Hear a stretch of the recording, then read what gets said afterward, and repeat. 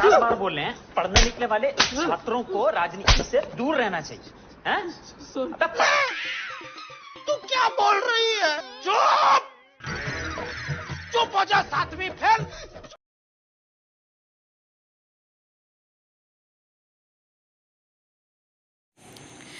पढ़ो लिखो, पढ़ लिख कर आईएएस बनो, देश का नाम रोशन करो। चुप हो जा 7वीं फेल। समझ रहे हो मैं क्या कह रहा हूँ? हाँ, मैं ये कह रहा हूँ कि अगर पढ़ोगे लिखोगे नहीं तो लोग ऐसे ही ताने मारेंगे, ऐसे ही तुम्हारे मुंह पे तमाचे मारेंगे। इसलिए बेटा ये वक्त है पढ़ने लिखने का।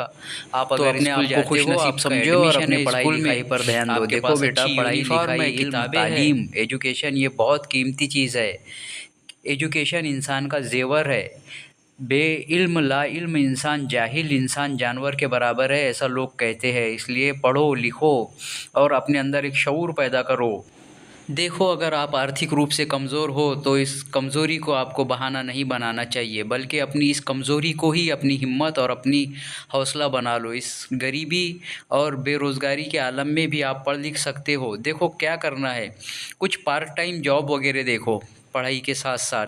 और अगर आपकी सुबह की स्कूल है तो सुबह से 11 बजे तक स्कूल, और 11-12 बजे के बाद से लेके शाम तक के कोई पार्ट टाइम जॉब आप कर सकते हो। या अगर शाम में 5 बजे तक का स्कूल है तो शाम में 6 बजे के बाद से आप कोई अच्छी जॉब कर सकते हो। इस तरह से आप कुछ काम धंधा करके अपनी पढ़ाई को कंटिन्यू कर सकते हो। पढ़ो पढ़ो लिखो और इल्म हासिल करो, तालीम हासिल करो, एजुकेशन हासिल करो, क्योंकि तुम्हारे लिए ये बहुत ज़रूरी है। और गरीब समाज के लिए, गरीब समाज के गरीब तबके के लिए तो ये बहुत ही ज़्यादा ज़रूरी है, क्योंकि जब तक तुम इल्म हासिल नहीं करोगे, जब तक तुम पढ़ोगे लिखोगे नहीं, तब तक तुम अपने अधिकार, अपने हुकूक नहीं जान पहचान सकोगे। जब पढ़ोगे तभी तुमको पता चलेगा कि तुम्हारे हक़ अधिकार क्या है। तभी तुम खुद के अधिकारों के लिए और दूसरों के अधिकारों के लिए आवाज़ उठा सकोगे। इसलिए पढ़ो लिखो और अपने अंदर एक शऊर पैदा करो, क्योंकि तालीम के बिना इंसान अंधा है। देखो, पढ़ लिख कर ही एक गरीब घर का बच्चा एपीजे अब्दुल कलाम बनता है। आपको पता होंगी एपीजे अब्दुल कलाम की हिस्ट्री, उनकी माजी की बातें, कि किस तरह से गरीबी के आलम में उन्होंने पढ़ाई लिखाई से मुंह नहीं मोड़ा। एपीजे अब्दुल कलाम खुद बचपन में घर घर जाकर अखबार बांटते थे, और इस तरह से थोड़ा सा पैसा उनको मिल जाता था। घर के हालात बड़ी गरीबी के थे, उनके वालिद बहुत गरीब थे, बड़ी मुश्किल से घर का गुजारा चलता था। लेकिन इसके बावजूद भी उन्होंने हिम्मत नहीं हारी और अपने सपनों को पूरा करने के लिए तालीम हासिल करते रहे, इल्म हासिल करते रहे। और एक दिन देखो, एक मिसाइल मैन के नाम से उनको हम जानते हैं, और वो देश के राष्ट्रपति बने।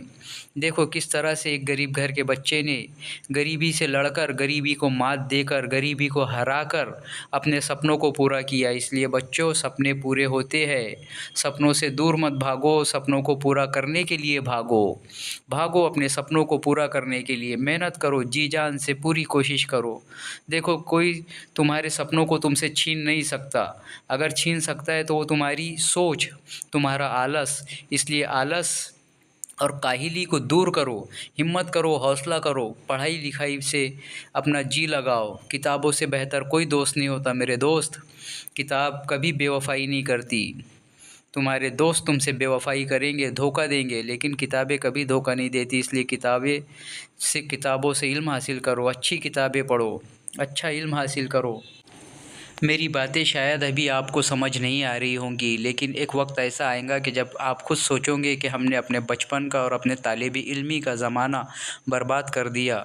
और अगर उस वक्त हम अपने तालिब इल्म के ज़माने में अगर हम अच्छी तरह पढ़ाई करते और अच्छे नंबरों से कामयाब होते तो आज हम भी कोई बेहतर मुकाम पे, बेहतर मनसब पे होते। मैं अपने स्कूल के बहुत सारे दोस्तों को जानता हूँ कि जो पढ़ाई लिखाई में तो बहुत अच्छे थे, लेकिन सिर्फ़ लापरवाही की, ध्यान नहीं दिया।